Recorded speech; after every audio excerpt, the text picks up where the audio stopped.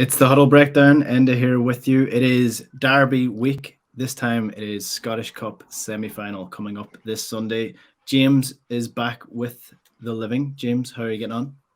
I'm surviving a nice little flu transition into an inner ear infection that manifested in a ruptured eardrum. So I had tubes in my ears when I was 2 years old. The last time I had an inner ear problem. So having a flashback to 45 years ago. Well, I did my best to replace you on Tuesday, and I even brought some stats to the table. You should have seen it. He was throwing the stats out like this. It was like the Rangers share confetti. It was stat after stat after stat after stat. I'm ashamed. I've been kind of in bed most of the time, and I haven't been online much. So I'm embarrassed to say I haven't caught the episode yet. So I'll have to. I've kind of just shown up here and see if I can get through this, and so I'll have to go back and watch that. I want to be impressed, Enda. Oh, yeah. Well, some are saying it's our best ever. Some are saying that that's cruel. It's cruel. It's hard to, but it is hard to compare, generations and things like that. It's hard to compare through the years. So I mean, who's to say? I don't doubt really it. Is? I do not doubt that. If you put Tuesday's episode up against 2006's episode, who knows how it would end up? That's just the way it is. No, look, it's a Scottish Cup semi-final. It's Rangers against Celtic. We've already had a couple of games against them this season already. Celtic have the upper hand, and this is something that we've covered before, and something that I think we probably should highlight in these games, because it is important to sort of remind ourselves in it. And Ange Postecoglou said as much going into this game when he was speaking to Celtic TV this week. He said it's a cup semi-final. You kind of know, irrespective of previous form, previous encounters with the same team, it almost becomes irrelevant. So what he's saying there is, you can't really judge this based on the last two games against Rangers. It's a semi-final. It's a cup. Cup games are different. So just want to talk through the sort of ways that data changes when you're talking about a cup game as opposed to a league game, and how we interpret and analyze that. Yeah, I mean, it obviously home advantage is a thing. Teams generally have a better record in their home matches than away, and we've had one of each in the last 3 months or so in terms of these two teams. Obviously a semi-final is 50-50 on a neutral ground, so you can look at what are the respective teams' records on that ground, but you're comparing different managers, different points in time, different sets of players, etc. I mean, I would suggest that the most relevant comparison would be the meeting of these two teams under the same managers and broadly the same group of players is probably the most analytically valid comparison. But it's fun to do some of the other comparisons, which are probably not quite as analytically valid, but nevertheless good for the shits and giggles, as they say. You were writing about Hampden and the difference in Celtic's performances in Hampden and Rangers' performances in Hampden. How does that compare? What a through ball! You slide them through, Enda, and I'll tap them over the line. So since formation, the Rangers' record at Hampden is truly appalling. It has to be said. 12 matches, one outright victory in 12 matches, 1 penalties victory, 10 losses. They've actually lost 8 out of 10 semi-finals, specifically at Hampden. They've won 2 out of 10 semi-finals and then lost both finals. It's a desperately bad record over the 9-10 year period. So, and I would say there's probably more players in their team that have lost at Hampden than the Celtic team. And you sort of think, well, if you think about the likes of McGregor, Rogic, Forrest, Bitton, they've been through this many, many times. They're very highly experienced. Not only have they beaten a Rangers team at Hampden a few times, they've won trophies.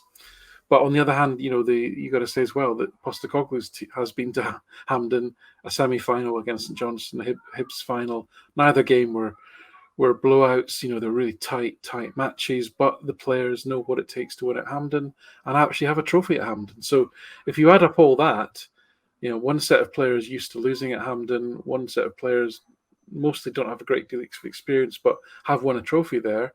And then you think about the overall records. If you're using that as your criteria, and as I say, I'm not sure it's that analytically robust, but hey, it's great fun to talk about it. Then you'd only be looking one way. But as I say, how significant is that? Probably not massively.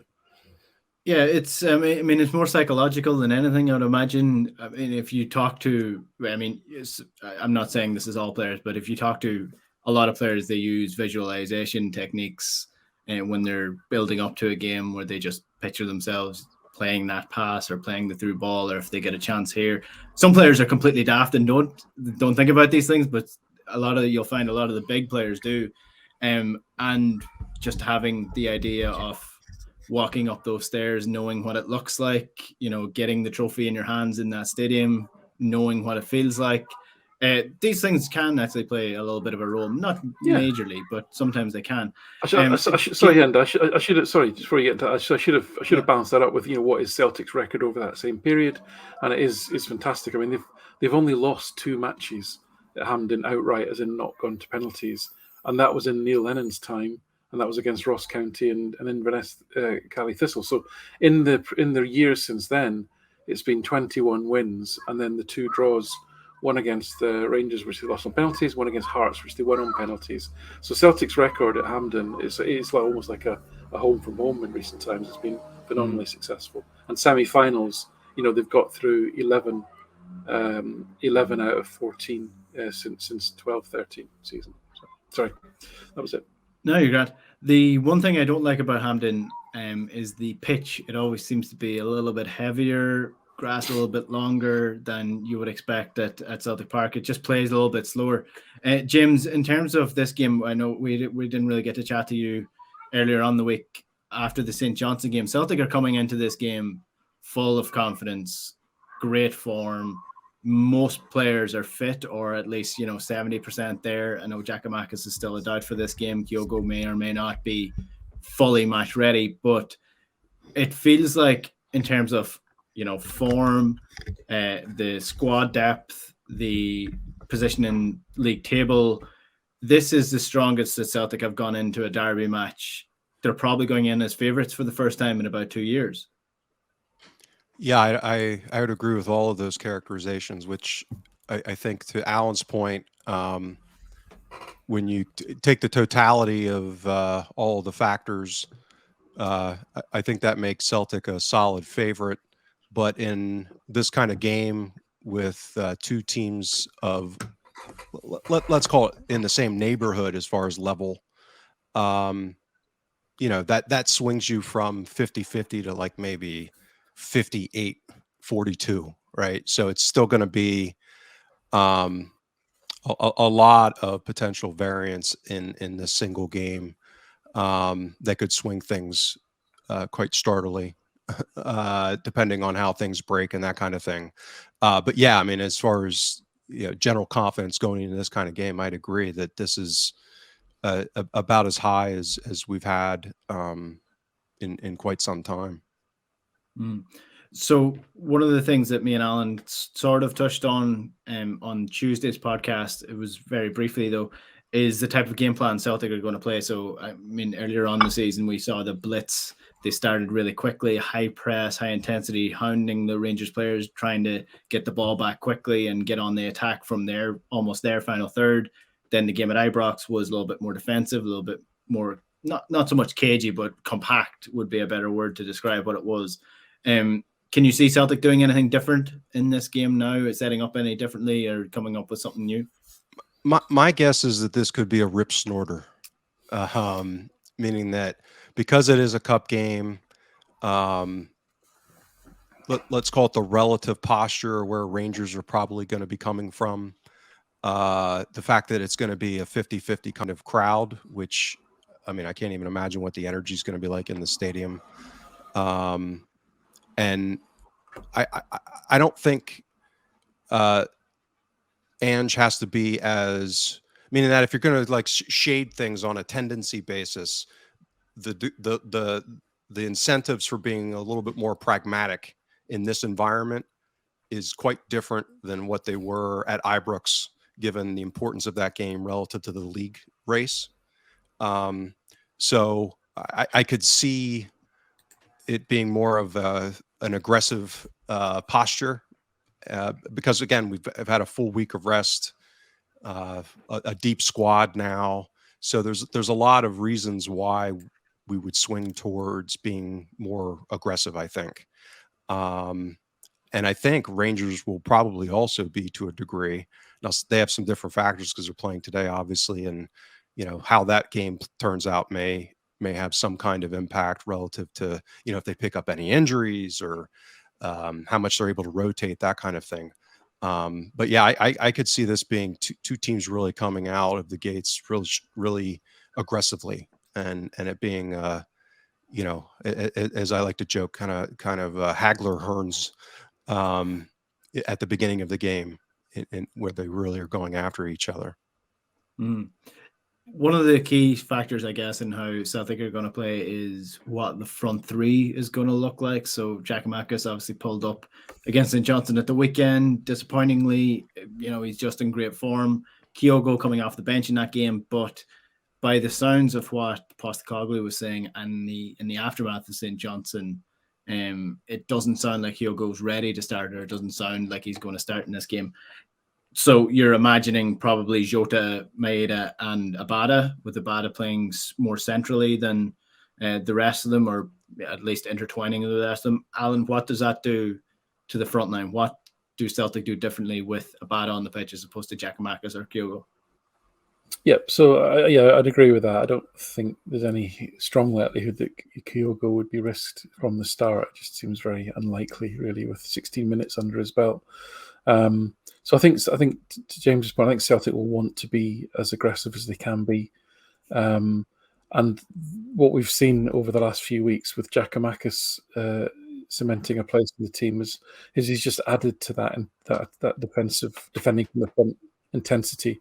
He's been matching, if not exceeding, in some games the pressing and counter pressing that Maeda does naturally, and Jota has been again stepping up in that. So I think Giakoumakis would actually be a really big miss if he didn't play, and I don't think Abada has got that intensity in the press that Giakoumakis has, or Maeda has, or even possibly Jota.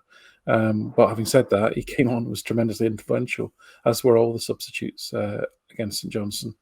So it's not like he's coming on in bad form or completely out of touch. But I just think we'd lose that little bit of pressing intensity, and I think he'd want to be on the front foot because, to James's point, they're playing a very attacking side tonight in Braga. Not they don't play similar to Celtic, but similar in intent, in that they want to go at you and they want to come at you from different angles. It's going to be much the same challenge, and they'll have to play their strongest team tonight to counter that sort of attacking outfit. Now, what they have been doing in recent weeks is they have been rotating and resting players. So for St Mirren, some players came in, some players came out, and they won't be able to do that because they're going to have to put their best team on the park on Sunday, which will probably be the same 11 players, ideally for them, I'd imagine, the same 11 players that start tonight. And they're not used to doing that and playing a high energy, high pressing game. So I think all of the environmental factors, if you like, in terms of preparation time, state of squad fitness, exactly point to, exactly as James said, Celtic being very much on the front foot. And then it's, that's the smart way to play. I just think we're going to be a little bit less effective if Giakoumakis doesn't make it in that regard. But on the other hand, Abada, he's played against them already. He scored a great goal, in the 3-0 game.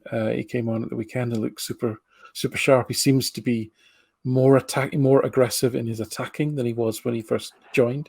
And by that, I mean he's more willing to take players on and drive defenders into the box, even if he isn't trying a trick.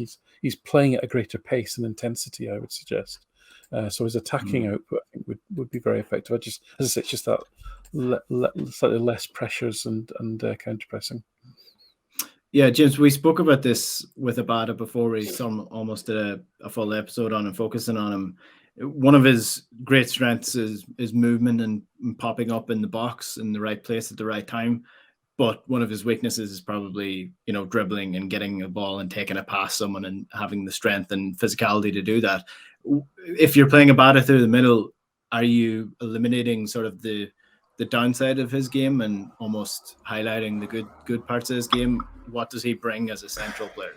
Yeah, I think maybe on the margins that could be the case in attack. I think that the question's going to be, how does the front three and how they're configured relate to the defending from the front? So that's one of the things that's really started to ramp up, I think, since the end of the, or I should say, since the winter break. And obviously, Maeda's made a huge impact there, but also Giakoumakis's, I would say, development in that situation where he's I think gotten better in improving working with Maeda and Jota for the most part. So if that's disrupted, I think there's a good question because Maeda's really been starting to impact games from the left in that kind of inverted forward role. So is he the one that's moved inside, or do you put Abada through the middle in this kind of game when he, as much as we kind of like the idea conceptually and that it worked out really well that one time, is this the kind of game where you're going to do that? And if not, then I would get concerned then about who the midfield selection is and how all the pieces kind of fit together again. We kind of get back into some of these conversations that we've had all season relative to European competition, transitions and space and all this other stuff.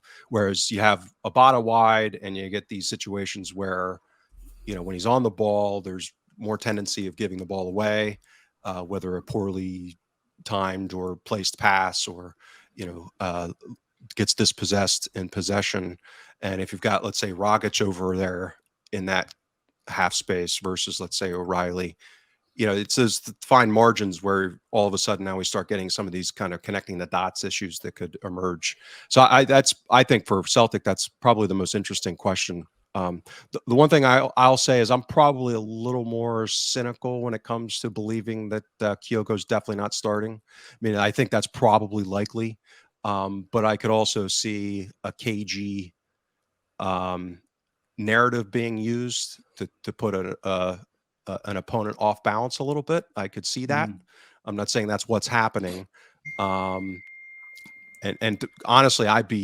I'd probably prefer them being conservative with him in his recovery. It's just I wouldn't rule out that if they're gonna progress him to playing 45 minutes even or an hour, the idea that he would do that at the beginning, I don't think is crazy. But yeah, assuming that Kyogo isn't going to be starting and Giakoumakis is not available, I think that's going to be the big interesting question: is Maeda on the left or is Maeda in the middle? And my guess is it'll be Maeda in the middle. So that would make more sense to me from a physicality standpoint, in the sense of I know Celtic aren't a crossing team per se, but if you're talking Barisic and Goldson, Abada is, and I know I'm almost putting the fact that he's 19 onto this. Is a young 19-year-old kid with not a lot of upper body strength, not all that much pace. I don't think he's harrying the centre backs of Rangers as much as Maeda would, or putting them under as much pressure, or putting a little bit of fear into them. I guess I would be more comfortable on the ball as a Rangers player with Abada running at me because I know I can just hold him off. Whereas I don't think you get that with Maeda. I think there is a little bit more fear. So you might, force them to play the pass, a second earlier than they normally would. Yeah, and for me, probably the most interesting aspect, and we saw potential for this. It just didn't quite come off, and there, could have been a penalty awarded for one of them. But we saw even in the first game at Ibrox, the 1-0 defeat, where we actually talked after that game about the unexpected importance and value of McCrory in goal for them that game, because he was able to close space on those through balls and basically defend and prevent opportunities. And we saw a couple of weeks ago where McGregor's less influential movement in that regard resulted in that gap in the space being available and Maeda running onto them. So that to me is probably going to be another huge opportunity for Celtic to play those kind of through balls or from deep. And Maeda making those runs off the shoulder. Now the nice part with him is that he can do that from the left. That's why, again, the dream scenario is you get Kyogo in too, because then they can interchange, and you got two of these guys making these kind of runs, playing off of each other, and Kyogo dropping deep at times like he did in that brief stint. I mean, it's just that's the orgasmic hypothesis that we want to see play out eventually, if not Sunday. But yeah, that to me is going to be a huge part of this game potentially. And when we talk about variance and error bars, to me that's a big potential one where you could get a red card. You could McGregor's so error prone anyway, and he's just been such a bomb scare this season that that's the kind of scenario where you could see just that split second finally breaking in a comedic way in our benefit. Yeah, that's assuming you have a referee that's going to send McGregor off for anything other than stabbing. When I say breaking our draft, meaning that one where he completely like kung fu somebody, just misses the ball.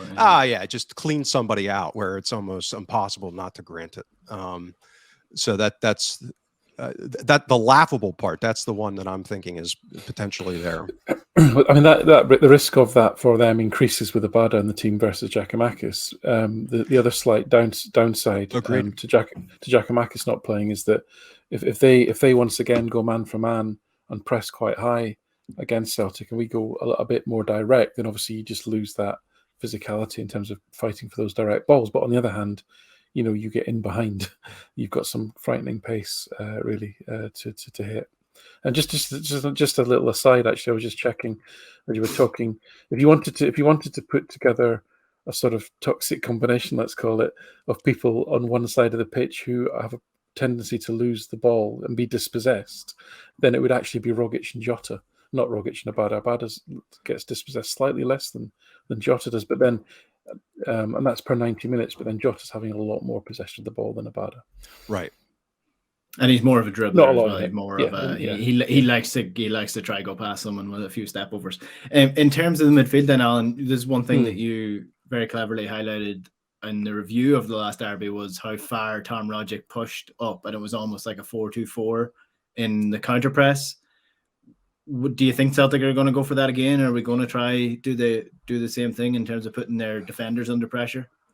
So, yeah, I mean, I was just thinking about that as you were talking. Actually, it was wonderful to do the same. I mean, again, my interpretation of why Celtic did that was to avoid them getting the ball into Jack and Lundstrom, who are very good at then building the play from those deeper positions. Their passing through the lines is good. Their ability to find players with slightly longer, more direct passes is decent. So it was to really stop their deep playmaking and cut it off its source. So I think that was pretty much effective, because what it really did was that it made Bassi and Tavernier the playmakers, which actually Tavernier did. Bassi did particularly well. Played a really good game, but he was given a lot of the ball almost by design. So it's really whether if they do go with a similar midfield, that actually do Celtic then set up in a similar way. And as James pointed out, the risk is then that it is 4-2-4, and there are gaps in that midfield because of that. So it can be a risky game doing that. But on the other hand, if Celtic do have a pace advantage across most of the pitch, to be fair. So maybe it's a risk worth taking, and it paid off eventually at Ibrox. We did concede a goal with Rogic too far up the pitch for my liking. Should have been back in that number 8 position in shape, and wasn't. Huge gap. We didn't cover it, etc. So there are risks to that. But I suspect if it's the same formation, the same two pivots in midfield for them, I suspect they'll probably do something similar. Which brings me along to, again, the recurrent theme of these sort of conversations now that we have players to to talk about in different positions. Matt O'Reilly or Tom Roderick, James? Yeah, so I'm still gonna I'm not gonna back down. I'm gonna double down. I'm still in the O'Reilly camp. I think a lot of what Rogic has been offering, and he's been excellent, has been benefiting from the system, meaning that he's been, to his credit, he's been finding those pockets of space. But he's actually not been doing a whole lot with it creatively. So he's scored some goals. But I suspect if in this similar setup against similar opponents in the similar games, O'Reilly would also thrive in that style of play, in that system against those opponents. So to me, again, the big variable for O'Reilly is that just killer pass that he seems to be capable of. And, Rogic has been less of that in recent times than he had been in the past, I would say. And just on the margin, I think from an athleticism perspective, I'd probably shade it to O'Reilly. But again, can I just this is a interrupt luxury. This is a luxury to be. These are not huge differences that we're talking about here. So it's definitely a preference rather than going down with the Titanic type of thing. Yeah. No, this is just to play devil's advocate again. But again, we're not saying one is better than the other per se. But let's say Tom Roderick is 24 and not the age that he actually is. If you're looking just purely on his numbers basis and what he's produced in these games, take the perception of his age out of it. Does that impact your decision on whether Matt O'Reilly should start over Tom Roderick? No, not for me. I mean, that might shade the athletic part a little bit, but again, I'm going to flatter Alan here. I think O'Reilly is the better player right now, and I think he does more. I think now again, the one part about that where I would maybe shade it to Rogic, and we talked about that after the way that Ange utilized that position in the last derby, was if you're going to have him more in that pseudo 10, like right in the box, where that close control, tight pockets of space, where being able to navigate in there, if that's the priority, that's where the manager wants that player playing, then yes, I think Rogic is the specific person for that role. But outside of that, I actually have I think O'Reilly is the better player overall. Mm-hmm. And just finally on this conversation, Alan, the sort of intangible quality that we mentioned earlier on the show, Tom Roderick has been there, done that. He scored a absolutely huge goal for Celtic in Hampden to win a cup. Does that play into the decision making of whether he should start? Because it's sort of these weird things where you've got a young player like Matt O'Reilly, clearly really talented, and he doesn't have experience at this level. But how does he have experience? How does he get experience unless you actually put him in this type of game at the same time? So experience that Tom Roderick has versus the quality of football Matt O'Reilly has without the experience. Yep, I'm sure, again, like we talked about at the beginning of the game, you can talk about all these different factors, but which ones are the most material? And, it's probably the form that the players are in at the time, and how they're presenting in training, as Ange says. Again, I agree with James. If you look at their defensive numbers, and Rogic has got nearly double the defensive action success rate of Rogic.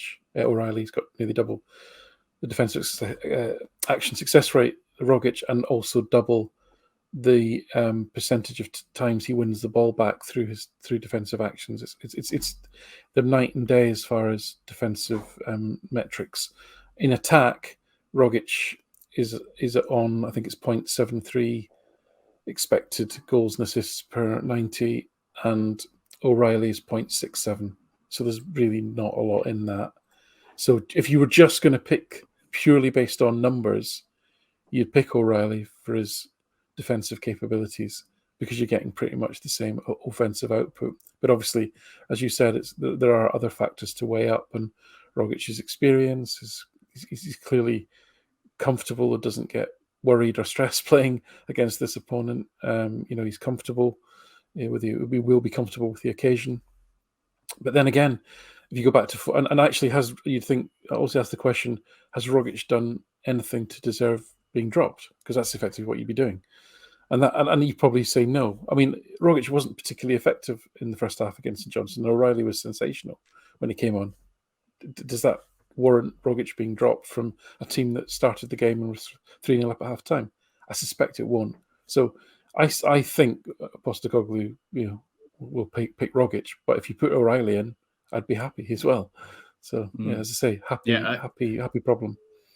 I saw a clip from Matt O'Reilly in the press conference after the St. Johnstone game, asked about what the scenario is where Postecoglou tells him that he's on the bench or not playing, or why he's not involved. And he was very straightforward about it. He said that, he knows very early on in the week that he's not going to be starting in the game, and they have individual meetings. He tells them, here's why you're not, here's why you're on the bench, here's where we see your role being. Very laid out. So I think, and whatever way he does it, it seems to be working. It seems to be managing the situation quite well, because while it is good to have competitive players in each position, it can also lead to some tension as well. So whatever way it's working, it seems to be working well so far. In terms of the opposition then and what they're going to do against us, if I were managing Rangers, and I know there's a very basic there's a very fundamental problem with that. This doesn't happen in those. This doesn't happen in those S&M sessions you have, does it, Enda? You don't play this role. Yeah, it's called the Jimmy Bell conundrum. I mean, it's not exactly it's not a complicated game. In a very basic way, I would be looking to stop Celtic's midfield, because that's where we create things. So stop Tom Rogic if it's Tom Rogic, stop Matt O'Reilly, flood the midfield, and try interrupt the game plan as much as possible. Almost do what Atletico Madrid were trying to do against Man City. Just frustrate the hell out of this Celtic team. Try rile them up, try annoy them, niggle at them, get on the ball, foul them, kick them off the ball, do whatever you can to interrupt their game plan, interrupt their flow. Rangers haven't done that so far this season. Are they going to try this time? From your lips, I mean that's part of the fun of this playing this Rangers side is you really have no idea what you're going to get. And I'll tee you up here, Alan, about your analogy, because I think it's a great one, and I agree with it 100%. Yeah, I mean, listen, what you described was potentially a way a Rangers team would have played in the 1970s and 80s, and indeed 90s, actually, in terms of the physical aspect of the game. Not so much really detected that style of play in this group of players. I mean, I think you've got, let's call them people who are culturally at home at Ibrox, like Jack and Arfield, that are probably capable of playing in that way, but I don't think the rest of Lundstrom's pretty robust. But I don't think there's a lot Barry of Ferguson in this team, Yeah, there's no Alex Ray or well, we can go on forever, can't we? But yeah, there's no Terry Hurlock or Gary Stephen or just go on and on and on. But anyway, so no, isn't that? I don't think they're that kind of team. Their robustness has come generally through being well organized. And a midfield that a midfield of a younger Stephen Davis and Aribo and a Kamara was a really nice blend of athleticism, power, dribbling ability, and just enough passing ability to get the ball to the forwards. Probably again a little bit, not too much creativity, but a lot of other positives there, and just being very organised and tight and difficult to break down. But he doesn't seem to want to go down that road. And if he's going to play the two pivots who are, good passers of the ball, but not terribly mobile around the pitch, and then Ramsey, then there's just so much space there. And they're not going to get much in the way of defensive solidity from that threesome. But that was their first pick, in the last derby, and it'll be interesting to see if that's their first pick tonight as well. Because it seems that Ramsey's being prepped. Didn't play, I don't think, against St Mirren, so he's being prepped to play in this game. So yeah, and, Ramsey's a very skillful player, picks up great positions, got that little bit of creativity that perhaps the rest of the players lack. But in terms of counter pressing and defensive solidity and getting back into shape, it's not really his thing. You're a great man for risk, James. So what's the risk in this game? I would be most worried, I think, as I've mentioned before, if they optimized for speed in their, let's call it their front four, at the number 9 position, the 2 wingers, and then if they're going to play that kind of 10 role. So again, just hypothetically, if it was something like a Rebo at the 10, with Sakala as the striker, and Kent, and maybe, Scott Wright showed up again. And I'm not saying him, but that he would lean more towards the amount of pace up front that would make me more nervous relative to us playing that high line, and them getting in behind us, and being able to carry the ball and beat our players in that kind of our back four. And you would have the athleticism of a Rebo to basically sit in McGregor's pocket, right? So it would be that type of front four. Some mix of that. Maybe they stick with Roof, because Roof's a decent striker when it comes to pressing. He's not as athletic to get behind, so maybe Sakala outright. But this Rebo outright with Ramsey at the 10 with those 2 pivots. Yeah, that's not a setup that has me quaking. It doesn't mean that it can't, as I talked about after the last game, there were opportunities to be had there that, Ramsey just creatively was putrid in the game. He had opportunities in space at times and just was terrible.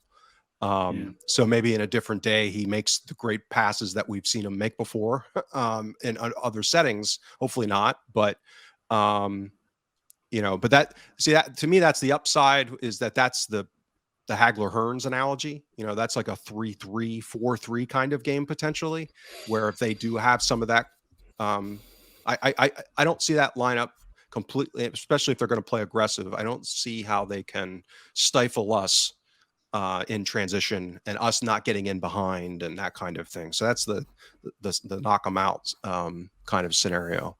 Whereas I think, if they were to optimize for that press and the speed and the transition, that would make me more nervous.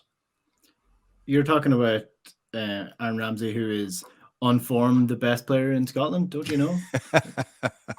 Ever, probably. Where that statement came from, I don't know.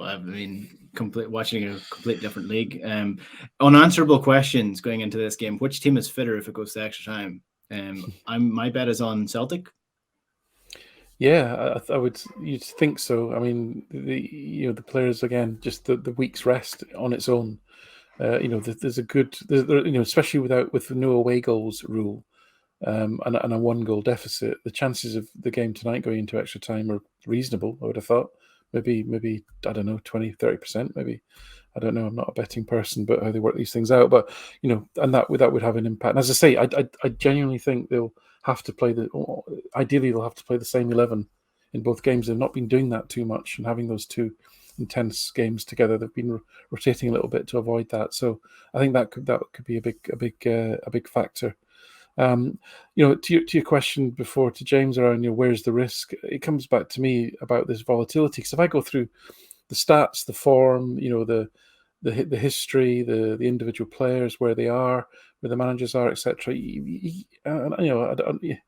Hopefully people that are watching or listening know that we don't try and be complacent on this show, but you've got to consider Celtic to be such strong favourites just because of the cohesion in the way that we're playing and the trust that the players have in the way that they're playing. But what they have got increasingly under Van Bronckhorst is just this volatility of performance that we talked about. And are you going to get the Rangers that played against Borussia Dortmund, or are you going to get the one that was very incoherent against Celtic, didn't get a shot on target in Braga, struggled to break down Motherwell, Aberdeen at home? I think I might have just answered my question there. Alan, sorry, yeah, sorry to interrupt you. Just on that, right? Ignore the Dortmund game. Take the Dortmund game out of it. The Dortmund game Right. doesn't happen. Okay. How's their form? Again, they're capable of decent peaks when they're playing St. Mirren, and this is what I wrote about this in the week. This has echoes of Lennon. Okay, Lennon's team could turn up and absolutely trounce teams. Yeah, but equally, they could then lose 1-0 to Livingston the next week, and that's kind of, if you look at their XG differential, the difference between expected goals for and expected goals against, there is huge volatility now in their performances, and that's exactly what Celtic looked like under Lennon. And what the Rangers looked like under Gerrard was a very consistent XG differential, as in the performances were repeatable, and there was a decent differential there in terms of, there was enough gap between expected goals for and expected goals against that they could absorb quite a bit of negative variance. Whereas with Celtic, it was the opposite, and now we're at a stage where Postecoglou is almost seeing 2 goals difference, expected goals difference between for and against in a game, and you can absorb a dodgy penalty, you can absorb a fluky goal from 40 yards in that scenario. But if your expected goals differentials is like Rangers and it's down to sort of 0.7, 0.8 per game, then that's not so that's not so easy, to absorb. So that variability in performance it has some risk to it, but also highlights the lack of cohesion that they're producing in their performances at the moment. And consistency. It comes down to consistency is what I'm talking about. Yeah, it definitely does. And I think that Dortmund game, the reason I'm saying take it out of it is because it's almost perceived as if because they got that result, that's their level. And it's not. I mean, Celtic's result against Barcelona in 2012, unbelievable result. That's not Celtic's level. That wasn't Celtic's level that year. They pulled off a massive, massive result. And I think Rangers caught Dortmund on the hop. That doesn't mean they're as good as Dortmund are, and over the course of the season, they would finish second in Bundesliga. I watched them against Dundee. They were awful against Dundee. That doesn't mean that that's their level. It just means that I think their level is a little bit closer to what it was in their win against Dundee than it was in their win against Dortmund. So, Celtic are the more consistent team in the league. Sorry, and if you look at underlying expected goals again for their Europa League campaign, I think actually their expected goals against is higher than expected goals for across their Europa League campaign. Meaning, they've had a good run at it. Really, not to say that they're not a very effective Europa League side. They are, and you can't take away their record in the last 3 years. But they're on the right side of positive variance in the Europa League this season, but they're not seeing that so much in domestic football. So I think that the two keepers encapsulate the two teams, meaning that I'll go back to my financial markets training, right? So what they teach you in finance is that you'd rather have a steady 3% than a volatile 3%. Right. So on a risk adjusted basis, smooth in 3 is better than choppy in 3. And that's basically what you've had with McGregor versus Hart. Hart's been very steady. Their overall keeper play has actually been pretty close this season. But McGregor has just been very volatile and he's very error prone. So how that's fallen this season happens to be, and I think it explains a lot of what's happened, the disparity between how they've dropped points domestically and they've had these very good results, even on, games where XG differentials aren't great in their favor, like against Dortmund or some of the other ones. Is McGregor, his poor positioning has worked in his favor. Right. So there are times when a keeper can be in a bad position and the guy's taking the shot just happens to hit it in the direction of the bad position rather than going, far post when the keeper leaves an acre of space. Right. So we're not talking about huge volumes and numbers here. And the way that they've just happened to fall this season is that for the most part, McGregor's bad positioning has not cost them and again, he's been good shot stopping across the board for the most part, other than his handling. Like he dumps stuff right in the middle, in the front of the goal, but actually getting to stop the shot, he's still very good at it still, actually. But it's those errors that he's been making in games that have fallen disproportionately in domestic games, like we saw against us in the last derby, where he just dumped that ball unnecessarily right there for Rogic to finish. So, could he have a game where he stands on his head, and on top of that, our shooters happen to just, be off a little bit? Absolutely. I mean, who knows? I think we know we'll probably get out of Hart, and that's the reliability factor, and it fits very much with the team. Whereas McGregor is a huge wild card. Like I said, he could be a red card. He gets sent off in the 3rd minute on a through ball, or right, or well, probably not, but he could make 5 or 6 huge saves that just happen to work out, and that put them in a position to win a game that maybe they shouldn't. So I see him as being a fulcrum potentially, as he has been in their season. I think he really does encapsulate this distinction between how they've done so well in Europe and then drop so many points domestically. When you said the goalkeepers encapsulate the two teams, that was a much more nuanced and mature answer that came into your head than came into my head. I won't say what came into my head, but it was not a compliment towards McGregor and his looks. So look, just finishing up, before I get the wonderful predictions that you just love to do, one thing that I wanted to ask is, and again, you're going to love this, who's your 5 penalty takers if it goes to penalties? Crikey. Goodness me. I know who mine are. Right. Well, I mean, again, it depends on who's on the pitch at that point. Well, let's just say to make it easier for you, Kyogo's on the pitch. Yeah, I think I'll tell you one that I would say I don't want taking it, which would probably be a surprise and annoy some people, is I do not like McGregor on penalties at all. So he would not be one of my 5. But we've seen so few guys do it. So Juranovic, obviously, Kyogo, I think, would be an obvious. Outside of those 2, I mean, it's like, okay, are they good on the ball? I would think O'Reilly would be good in that kind of situation. Probably Hatate. You would think Jota, with his quality, on the ball, you would like him in that kind of situation. So I'll go with those 5, but not a whole lot of conviction outside of Juranovic and Kyogo. Alan, do you want to have a stab at it? Yeah, those 2. I would add Abada in because I think he's naturally a good finisher. Yeah, and he seems quite a calm player. And he's not too excitable. I think Hatate's a bit excitable, so you want a bit of calmness on penalties. So yeah, Juranovic, Kyogo, Abada, and then probably Jota definitely, and then probably Maeda. Yeah.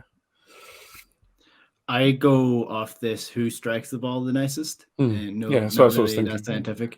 Yeah, so I go Juranovic, obviously. I would have Callum McGregor because I know that he's missed a couple, but in this sort of scenario, I think he keeps a level head quite well. Then Matt O'Reilly, obviously.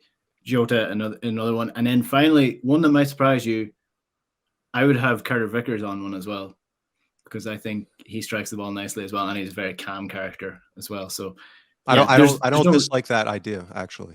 Yeah. There's no if there's one center back, if I had to choose between Starfelt and Carter Vickers, it's definitely going to be Carter Starfelt. No offense to Starfelt, but it's definitely going to be. Starfelt with Panenka. Yeah, I mean, come on. We know that's what honestly Starfelt would at this point in time. Starfelt would start his run up at the corner flag and kind of run round and run up to it like this. But here's the thing, and this is purely hypothetical and a bit messing, but sometimes you can look at a defender and think, God, you'd be awful at a penalty, and you just stick it into the top corner. You know what I mean? There was a couple in the Champions League, when was it? In the Euros, maybe, where you saw a defender hitting it, and you're like, there's no Harry Maguire. That was it. You're like, there's no way he's definitely going to send this, a mile wide. Then the next thing, it's the best penalty of the entire thing. So maybe Carter Starfelt is absolutely amazing at penalties. We just don't know that. Hopefully it won't come to that. We will win the game in normal time. So that brings me on to the predictions. Who are we thinking? What are we thinking for this game? I'll go 3-2 Celtic. Like I said, I'll go with no red card, although that's my outlier bet. and a knock 'em sock 'em out game that both teams are a little better at finishing than they've been in recent history. So an open game, an attacking game, and some goals is my guess. Well, the average number of goals in a game is around about 3, so 2-1, just on that basis. 2-1 to Celtic or 2-1 to... Yeah, I think so. I mean, as I say, they are strong favourites for all the rational reasons, and they're kind of most of the doubt in my mind is for slightly irrational reasons. So to me that, but I know football's not a rational game, as we've seen this week, in fact. So that's got to be added in as well. But all the factors are there. All the factors are in Celtic's favour, really. I think it's going to be a cagey game. Cup games are generally make me a little bit more nervous than normal games, and that I think the players get a little bit more nervous as well. Not under Ange, you won't be. I don't know. I think human nature is a crazy thing. Is why we're able to talk about football matches in different ways depending on what happens. But I'm going to go with Celtic to win 2-0, but the second goal will come late. That's my prediction for this game. I think it's going to be a tight one, but Celtic will edge it. So that's my prediction. Anything else you just want to touch on before we finish up? I'm just looking forward to hopefully being conscious for the game 100% this week. Yeah, best of luck for that. Hopefully you're feeling better and well enough to even just enjoy the game, let alone watch it. I hope so. It'll be my best game in 3 weeks, hopefully. Yeah, no, I honestly, genuinely, as I do with all of these kind of shows, is try and find what I'm worried about and talk about that as well, because we try and be balanced. But I've not found a lot this week, and I'm not being funny. I just genuinely been racking my brain thinking, what am I worried about? And actually, further confidence is gained just from the last 2 matches, because in both of those games, Celtic have built a lead in 2 very different circumstances, playing slightly different. One a kind of blow them away style, and another digging out of a hole and then asserting themselves. And then on both occasions, they've more or less, a little bit by design, but a little bit because obviously naturally Rangers have started to come forward more, then more or less said, come on then, show us what you've got. And the answer has been very little. And I don't care what you say, that is in players' minds. They know they've spent 90 minutes, two whole second halves, knocking their heads against a brick wall, trying to break down Celtic in very different ways and not being able to do that. And the players, if the players will know that, they'll have that doubt, if you like, in their mind. And Celtic will have that. We've pretty much said to you, come on, look, my hands are down, have a swing. What have you got? Land your best punch type of thing. James likes his boxing analogies, but I'm probably not a lot of boxing on the show. Yeah, hopefully, and it's the confidence breeds confidence as well. The more confident you are, the more consistent you are in what you do, and it's working, the more confident you go in, and almost the better you are at it. So it's one of those things. I think Celtic are just in a better position right now, and hopefully that plays into the game. Hopefully the weirdness of semi-finals doesn't play too much into this, and it is just another day at the office for the Celtic players.